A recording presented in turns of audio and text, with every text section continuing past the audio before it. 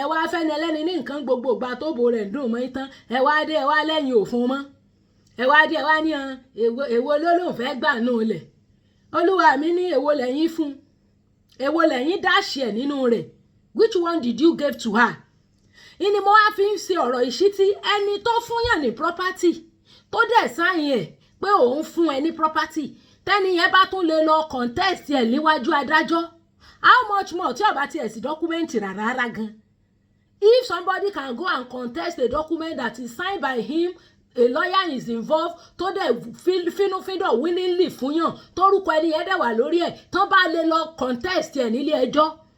mélòó wà ní tí ó ní dọ́kúmẹ́ǹtì so property tó ń lò yẹn tí ìbá ti ṣe oko ẹ̀ lọ́wọ́ àbẹ̀ tí sì ṣe pé wọ́n fún ọ tàbí wọ́n fẹnu fún ọ audio gift kò sí ti ń jẹ́ audio gift o mẹ́yàn bá ló ń fún ọ ní nǹkan sọ fún lọ́ọ̀yà ẹ kó bẹ́ẹ̀ prepare deed of gift call that person to come and sign it 100 years to this wo for everlasting kò sẹ́ni kankan tó lè claim ó wá lára àwọn ọ̀yá ni orí dùn ni ara ó dẹ̀ rántí ibi tán ti sáyẹn ó ní rẹ́sítọ́ráǹtì ni ẹ bá sáyẹn nù sálángá kì bá jẹ́nu òjò nú àròdá òjò lẹ ti sign yẹn in as much as you have signed o rántí pé restaurant ni o rántí àwọn witness kan wá bẹ̀ o rántí pé lọ́ọ̀yà wá bẹ̀ after tán ti sign tí lọ́ọ̀yà ti lọ tán wá ní ẹ kán tó ṣe fídíò yẹn lọ́ọ̀yà ti lọ and so wọ̀ ṣé lọ́ọ̀yà ó jókòó tí yóò gbága yóò gbẹ̀ní yóò gbé bẹ́ẹ̀dì yóò wà mọ́ sùn tì í ni tẹbí yóò sign iṣẹ́ official iṣẹ́ ẹ̀tọ́ wá ṣe yóò mọ̀ bá tiẹ̀ lọ náà ni ẹ wá dé ẹ wá sọ pé ìgbà tán sign tán lọ́ọ̀yà ti lọ kán tó ṣe fídíò agógó láyín ẹ rántí pé rẹ́sítọ́ráǹtì lẹ ti sáìn ẹ rántí ọjọ́ yẹn ẹ rántí ibi ẹjọ́ kó sí ẹ rántí àwọn witnesses tán wà ń bẹ̀ gan bàbá bẹ́ẹ̀ ẹ rántí pé ẹ sáìn ẹ wá ní ẹ̀wà okay the fact that you can remember the event is a proof that you were in the right frame of your mind òbò rẹ̀ wá dùn mọ́ ní ìsìn òbò ẹ̀ sùn yín ẹ wá ní gbogbo ohun tó tẹ́ ẹ ti fún un nígbà tó bò ẹ̀ ń dùn mọ́ yín kọ́ bá yín gbé kú ni tí bá tún gbọ́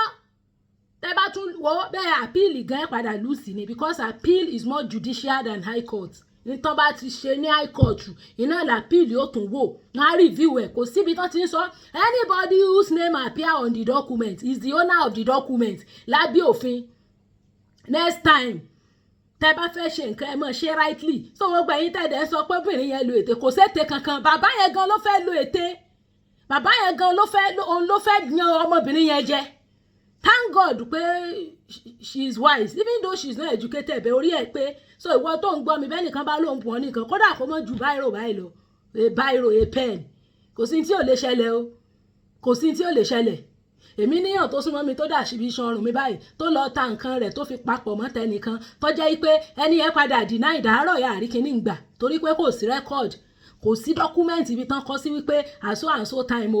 o ta tiẹ̀ o ẹ̀dá pọ̀ mọ́ tẹnìkan bọ́n ṣe gbò ó 100% bá a ṣe rí kíní yẹn contest nìyẹn tó o bá ti ní dọ́kúmẹ́ǹtì tó back up pé wọ́n bùn ẹ ní nǹkan ẹni yẹn lè padà wá later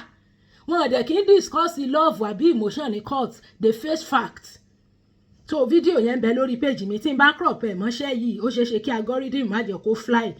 so bó ṣe jẹ́ nìyẹn prepare a deed of gift for anybody tẹ́ bá fẹ́ fún ní nǹkan ìwọ náà tán dẹ̀ fún ní nǹkan wá lọ́ọ̀yà ẹ lọ kó prepare deed of gift kó o gbé wá kẹ́ni ẹ buwọ́lù torí ìjọ kan ìjà àtọjọ́ kan ìbínú àtọjọ́ kan pé tífẹ́ ò ní sí mọ́ ó ti jẹ́nu ọlọ́run ò ní já sọ́ọ̀tì o gbogbo wa la jọ ń ṣòwò àtàwa tá a wà nílé àtàn tí ń bẹ́ ń ta òwò ń kálukú ń ṣe ọ̀ní sọ́ọ̀tì o èrè wá dànù lágbóòkà torí yín ló ṣe lùsì márèjì ẹ̀yin lẹ́ni ó kọ́kọ́ ẹ̀ lẹ́kọ̀ọ́rẹ́ ìgbàléǹgbà náà àbí sẹ́yìn ẹ wá ń ṣèbó ẹni gírájúẹ̀tì ní ńgbẹ́ wá gírájúẹ̀tì ṣé ìlítírèètì ọ̀wà àwọn ìyín kóòtù òyìnbó kọ́ náà fi ń wìn ní kóòtù they face fact ó náà ń fèsì ẹ wá fẹ́ yan ọmọ ọlọ́mọ jẹ́ ńgbẹ́ gbádùn òbò ẹ̀ tó bo ẹ̀dùn mọ́ tán ẹ wá lóògùn ló ṣe oògùn náà ni kò sóògùn ẹ̀yin lẹ fẹ́ yan ọmọbìnrin jẹ́ ọlọ́run sì mú yín ọlọ́run tó mú yín lẹ́ẹ̀kan tí ó ṣe máa mú gbogbo èèyàn ọkùnrin tí ìwà yín ò dànù bó ṣe máa mú yín nìyẹn